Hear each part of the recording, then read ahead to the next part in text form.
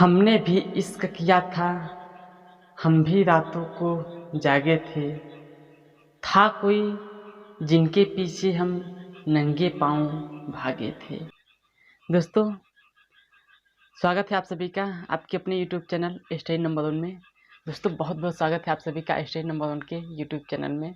तो दोस्तों, इस शायरी का, इस छोटे से लाइन का यदि आपको अर्थ या मालूम होगा तो आप एक बार कमेंट बॉक्स में ज़रूर लिखिएगा। और फिलहाल मैं अगली वीडियो में बताऊंगा इसका अर्थ क्या होता है। आप लोग निगेटिव सोच को मत सोचिएगा, पॉजिटिव को सोचिएगा। और पॉजिटिव को मैं अगले वीडियो में पॉलिटी के लेक्चर में बताऊंगा। तो दोस्तों, आज का हमारा जो क्लास है ये पॉलिटी का होने वाला है, जिसमें कि हम लोग देखेंगे भाग 1 जो कंप्लीट करेंगे। जैसे कि हम लोग जानते हैं कि हमारी जो पॉलिटी की क्लास है वो कंटिन्यू थी और बीच में 2-3 दिन गैप हो चुका था, जिसके लिए हम क्षमा चाहते हैं। बेसिकली हमारी जो एलईडी थी, एलईडी फ्यूज हो चुकी थी और फ्यूज होने के बाद में फेरने के लिए गए, वापस करने के लिए गए तो दुकान बंद था। फिर दोबारा गए तो कल माला फिर चुका था। फिर हुआ क्या कि 1-2 दिन लाइन ही नहीं दी, रात भर जागते ही रह गए, लाइट भी नहीं दी। तो आज भी हम रात को करीब 11 बजे से ही वेट कर रहे थे और इस समय करीब 2:30 बज चुका होगा। तो अभी को लाइट आई तो हमने सोचा कि चलिए अच्छा वीडियो शूट कर देते हैं। तो स्वागत है आप सभी का एक बार फिर से हमारे चैनल में। और हम आज देखेंगे पॉलिटी के कुछ इम्पोर्टेंट अनुच्छेद जो कि भाग 1 से रिलेटेड है। हमने कि आपको बता चुका था कि जो पॉलिटी हमारी क्लास है पॉलिटी की, और इसमें हम लोग सभी यानी कि सभी क्वेश्चन को देखेंगे। सब पॉलिटी के जितने भी क्वेश्चन बनते हैं सभी को देखेंगे, चाहे आप जिस भी एग्ज़ाम में चले जाइएगा, आपका एक भी नंबर नहीं छूटेगा। और हमें पूरा विश्वास है कि आप लोग को बहुत अच्छे से समझ में आ चुका होगा और बहुत अच्छा से पसंद आया होगा। यदि वीडियो अच्छा लगता है तो आप लोग ज़रूर से कमेंट बॉक्स में कुछ लिख दीजिएगा और हमें भी अच्छा लगता है पढ़ने में। हालांकि कमेंट का रिप्लाई देने में थोड़ा सा देर हो जाती है, लेकिन कमेंट का रिप्लाई भी देते हैं और कमेंट को पढ़ते भी हैं। कमेंट को पढ़ने के बाद में हमें इस प्रकार की ऊर्जा आती है जो कि रात भर जागने के लिए तत्पर रखती है। तो अभी आपका कमेंट का रिप्लाई ही देकर आए थे। और एक वीडियो जो हमारा जो सेटअप से डाले थे उसमें आप लोगों का बहुत अच्छा रिस्पांस था। आपको तहे दिल से शुक्रिया अदा करना चाहता हूँ, आपको इस कमेंट के लिए, आपको इस प्यार के लिए। तो दोस्तों, आज हम चालू करते हैं आज का अपना क्लास पॉलिटी की, जो कि यहाँ पर लिख चुके हैं। पॉलिटी हमारा क्लास होने वाला है जिसमें हम लोग देखेंगे भाग 1 अनुच्छेद। हम लोग जैसे कि आपको बता चुके हैं कि एक अनुच्छेद 1 से लेकर के चलते जाएंगे जहाँ तक चलते जाना होगा और पूरी की पूरी अनुच्छेद हम लोग याद कर लेंगे बस देखते ही देखते। तो आज हम लोग चल रहे हैं अपने क्लास की ओर से और क्लास में हमारा क्या है, भाग 1 में क्या कहा गया है, भारत राज्यों का संघ है। क्या कहा गया है, फिर से बोलो, भारत राज्यों का संघ है। अच्छा, भाग 1 में भारत राज्यों का संघ है और इस प्रकार से हम लोग देखेंगे। और भाग 2 में क्या है, तो भाग 2 में नागरिकता से संबंधित है। भाग 3 में क्या है, तो मूल अधिकार, जिसे मौलिक अधिकार कहते हैं। इस प्रकार से हम लोग सब चलते जाएंगे और देखते जाएंगे। आपको एक समय ऐसा आएगा जिसमें कि आपको बहुत अच्छे से याद हो जाएगा और समझ में आएगा। आप समझाने लायक हो जाओगे, हमें भी समझाओगे। चलिए, तो आज चलते हैं। आज हमारा क्लास है पॉलिटी, जिसमें कि देखते हैं क्या देखते हैं, संघ व राज्य क्षेत्र भाग 1। भाग एक की अपन चर्चा करेंगे। और भाग 1 में क्या उल्लेखित है, उल्लेखित क्या है, तो भाग 1 में उल्लेखित है संघ व राज्य क्षेत्र। क्या है, संघ व राज्य से, संघ व राज्य क्षेत्र क्या है उल्लेखित। भाग 1 में क्या है, संघ व राज्य क्षेत्र। अब हम लोग चर्चा करेंगे कि संघ व राज्य क्षेत्र का जो मतलब कि इसका कितने अनुच्छेद तक इसका उल्लेखित है। तो अनुच्छेद 1 से लेकर के 4 तक संघ व राज्य क्षेत्र के संबंध में चर्चा करते हैं। यानी कि भाग 1 से लेकर के 4 तक अनुच्छेद में दिया गया है। अब इसमें हम लोग चर्चा करेंगे कि जो भाग 1 है, भाग 1 में जो फर्स्ट अनुच्छेद है, अनुच्छेद नंबर 1 या आर्टिकल नंबर 1। आर्टिकल नंबर 1 में हम लोग चर्चा करेंगे कि आर्टिकल नंबर 1 में क्या उल्लेखित है, क्या इसमें प्रावधान है, क्या चर्चाएं किया गया है। तो इसमें हम लोग पहले चलते हैं उल्लेखित, उल्लेख ना, उल्लेख क्या है। आर्टिकल नंबर 1 में क्या उल्लेख है, तो आर्टिकल नंबर 1 में उल्लेख है भारत राज्यों का संघ है। क्या है, भारत राज्यों का संघ है। क्या है भाई, देखिए एक बार फिर से, भारत राज्यों का संघ है, भारत राज्यों का संघ। जैसे कि आप लोग भारत के मैप में देखते होंगे इस प्रकार से, हालांकि उतना अच्छा तो हमें मैप भी नहीं बनाने आता है।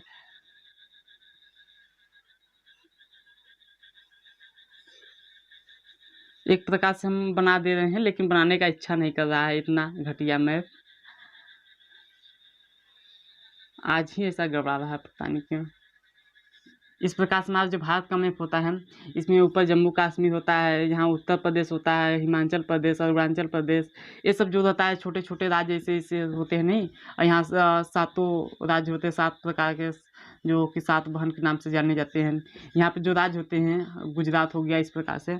तो ये क्या है, छोटे छोटे राज्यों का एक संघ है। जिससे आप इस जो हमारा हो गया है, क्या हो गया, राजस्थान, या मान लेते हैं राजस्थान हो गया। अब इस राजस्थान को हम क्या कहेंगे, भारत नहीं कहेंगे। भारत किसे कहेंगे, भारत छोटे छोटे राज्यों का जब संघ होकर मिलेगा, उसे ही क्या कहेंगे, हम लोग भारत कहेंगे। तो आर्टिकल नंबर 1 में क्या कहा गया है कि भारत छोटे छोटे राज्यों का संघ है, भारत छोटे बड़े राज्यों का संघ है। तो भारत से आर्टिकल नंबर 1 से आप लोगों को पूरा कंफर्म हो चुका होगा कि भारत राज्यों का संघ है, भारत छोटे बड़े राज्यों का संघ है। एक इसमें उल्लेखित है, तो आर्टिकल नंबर 1 में उल्लेखित है। अब इसमें हम थोड़ा सा चर्चा कर लेते हैं। जो संघ है, संघ मतलब क्या होता है, संघ होता है एक यूनियन, जिसे कहते हैं यूनियन ना, क्या कहते हैं, यूनियन होता है एक। और एक क्या होता है, एक फेडरेशन होता है, एक फेडरेशन होता है, यूनियन और फेडरेशन। अब हम लोग इसमें चर्चा करेंगे कि कहाँ पर यूनियन शब्द, कहाँ पर फेडरेशन शब्द। भारतीय संविधान में कहीं फेडरेशन शब्द का उल्लेख है या नहीं है, यूनियन का है या नहीं है, संघ का है या नहीं है।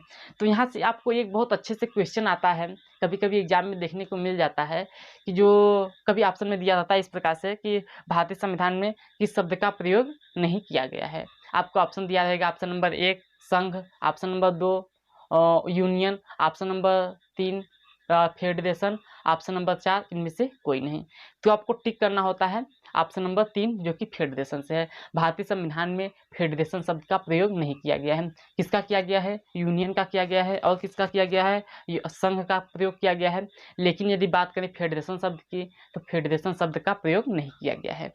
तो यहाँ से हमका मिलता क्या है, यूनियन शब्द का प्रयोग किया गया है, प्रयोग किया गया है, प्रयोग क्या किया गया है, यूनियन शब्द का प्रयोग किया गया है। यदि बात करें हम फेडरेशन शब्द की, तो ये फेडरेशन शब्द का प्रयोग नहीं किया गया है।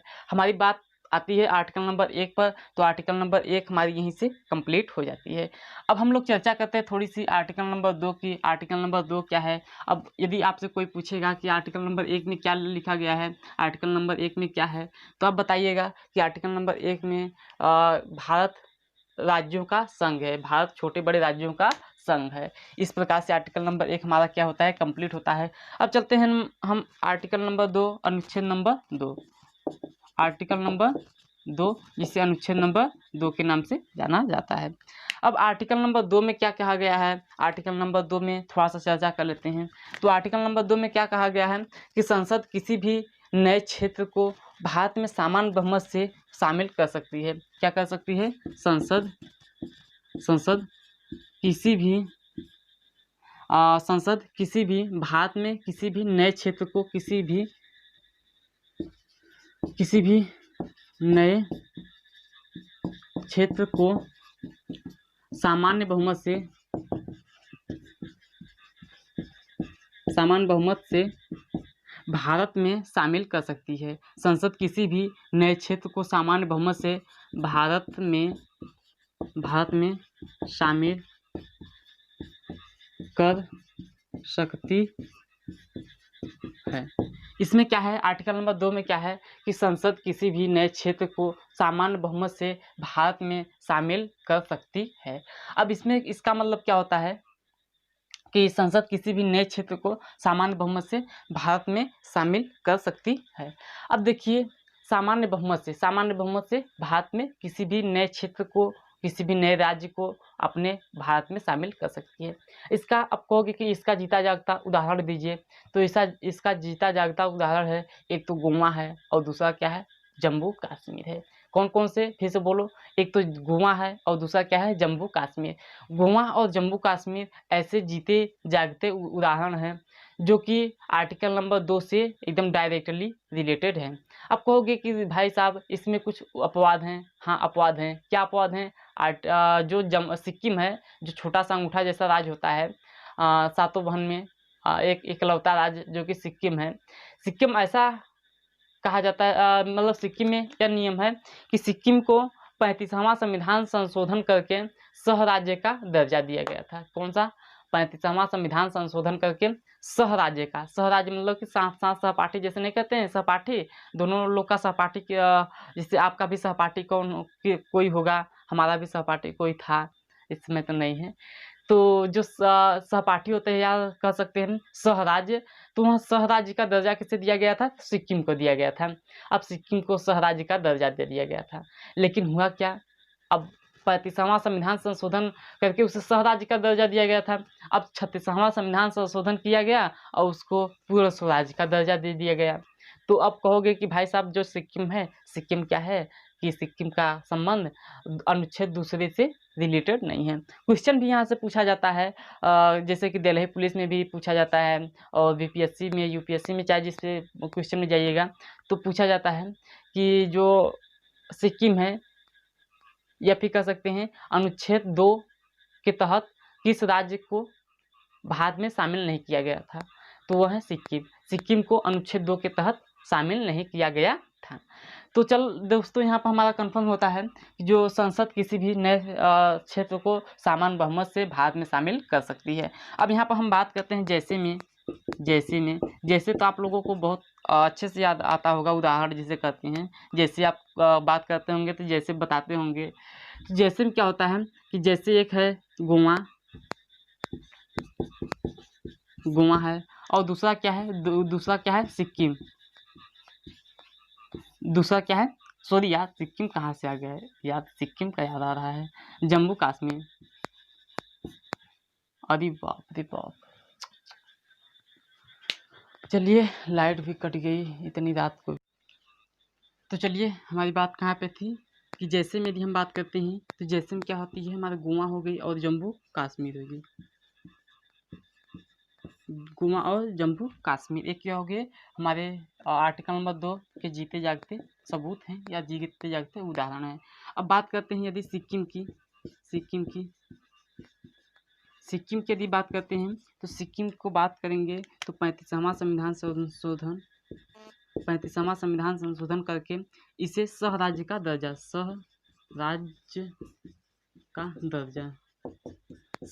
क्या किया गया, दर्जा दे दिया गया। और यदि बात करते हैं 36वां संविधान संशोधन करके इसे क्या कर दिया गया, पूर्ण स्वराज्य का दर्जा दे दिया गया, पूर्ण स्वराज्य का दर्जा दे दिया गया। तो आपको आर्टिकल नंबर 2 बहुत अच्छे से तैयार हो चुका होगा। आर्टिकल नंबर 2 में क्या है, संसद किसी भी नए क्षेत्र को सामान्य बहुमत से भारत में शामिल कर सकती है, जैसे कि गोवा को शामिल किया है, जम्मू कश्मीर को शामिल किया है, और सिक्किम एक ऐसा अपवाद है जो कि 35वां संविधान संशोधन करके स्वराज्य का दर्जा दिया गया, 36वां संविधान संशोधन करके पूर्ण स्वराज्य का दर्जा दे दिया गया है। अब हम लोग चलते हैं अनुच्छेद 3 की तरफ, आर्टिकल नंबर 3 की तरफ। आर्टिकल नंबर 3 में देखते हैं क्या क्या है और इसमें क्या क्या पढ़ना है हमको। तो आर्टिकल 3 नंबर में क्या है, आर्टिकल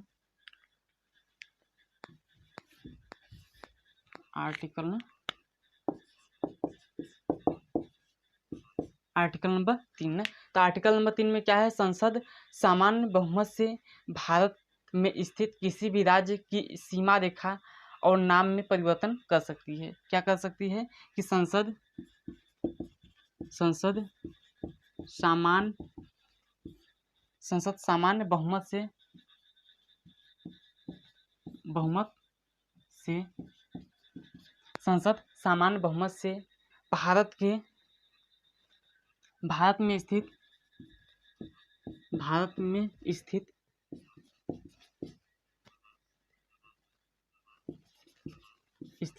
किसी भी राज्य के क्षेत्र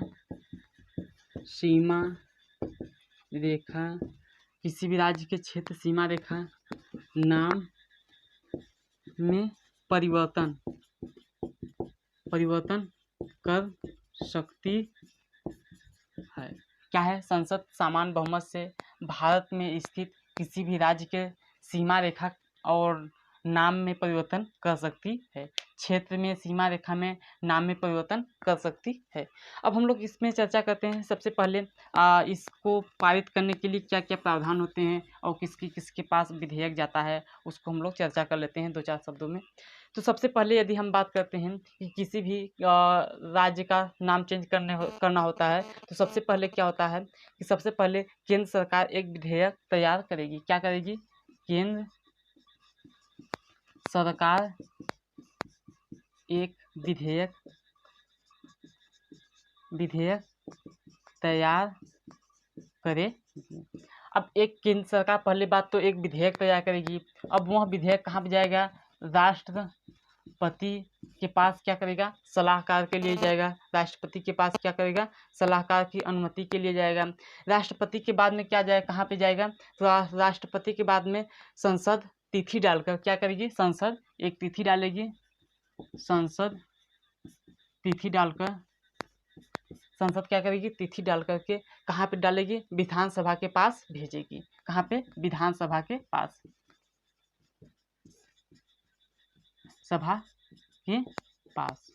अब देखिए, सबसे पहले केंद्र सरकार एक विधेयक तैयार करेगी कि हमको इसका नाम में परिवर्तन करना है, तो विधेयक तैयार करेगी। विधेयक कहाँ पे जाएगा? राष्ट्रपति के पास में जाएगा। राष्ट्रपति के बाद में संसद तिथि डाल करके विधानसभा के पास में भेजेगी। अब विधानसभा के पास के बाद में जैसे कि विधानसभा कोई तिथि पास किया या नहीं किया उससे कोई मतलब नहीं है, फिर भी संसद क्या करेगी? बिल को पारित कर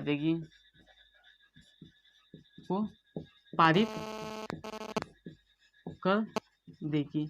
अच्छा, यही क्या करेगी कि संसद कोई उस सलाहकार को या उस विधेयक को पास करे या मंजूरी दे या न दे, माइनस विचार दे या प्लस विचार दे, उससे कोई मतलब नहीं है। वह संसद अपने आप बिल को पारित कर देगी, नाम में परिवर्तन कर देगी, सीमा रेखा में परिवर्तन कर देगी, उसके क्षेत्र में परिवर्तन कर देगी।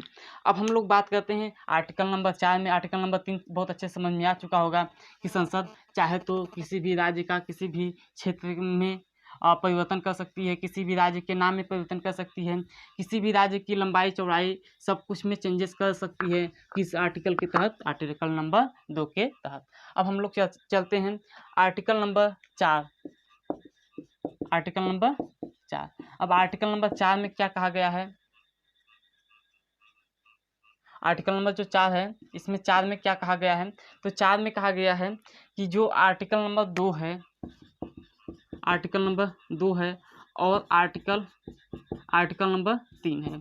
आर्टिकल नंबर 2 है और आर्टिकल नंबर 3 है, ये दोनों आर्टिकल संविधान संशोधन की प्रक्रिया में नहीं आते हैं। क्या होते हैं? संविधान संशोधन की प्रक्रिया में नहीं आते हैं। यानी कि जो आर्टिकल नंबर 2 है, आर्टिकल नंबर 3 है, इसको संविधान संशोधन की प्रक्रिया में नहीं रखा जाता है। यानी कि इसमें अगर कोई चेंजेस आती है तो संविधान में कोई भी संविधान संशोधन के तहत नहीं रखा जाएगा। यह केवल सामान्य बहुमत से संसद पास करती है। इस बिल को केवल संसद सामान्य बहुमत से ही पास करती है। और इससे हमने आज जो कि भाग 1 से रिलेटेड है, आर्टिकल नंबर 1 से लेकर के 4 तक है, उसको हमने कंप्लीट देख चुका हूँ। और अगली वीडियो में हम लोग आर्टिकल नंबर 5 से लेकर के पूरे आर्टिकल नंबर 11 तक देखेंगे, जो कि नागरिकता से संबंधित है। और उस वीडियो में आपको बहुत अच्छे से समझ में आ जाएगा कि नागरिकता क्या है, नागरिकता कैसे रद्द हो जाती है, कैसे कोई विदेश से आया हुआ व्यक्ति भारत में नागरिकता ले सकता है। इस प्रकार से जितने भी क्वेश्चन दिमाग में आते हैं, कल के वीडियो में यानी कि इसके बाद वाले वीडियो में हम पूरे डिटेल से चर्चा कर देंगे। तो दोस्तों, फिर से स्वागत है आप सभी का एक बार यूट्यूब चैनल में। और चलते चलते मैं आपसे अलविदा लेना चाहता हूँ। और यदि आप वीडियो को देख रहे हैं तो एक कमेंट जरूर करके जाइएगा, हमें अच्छा लगता है और आपको भी करने में अच्छा लगता है। तो दोस्तों, यह आपका परिवार है, यहाँ आपका सब कुछ है। आप यदि चाहे तो इसको सपोर्ट कर सकते हैं, इसको शेयर कर सकते हैं, इसमें मेरी कोई भूमिका नहीं है। चलिए दोस्तों, चलते हैं। Thank you, all the best, bye bye.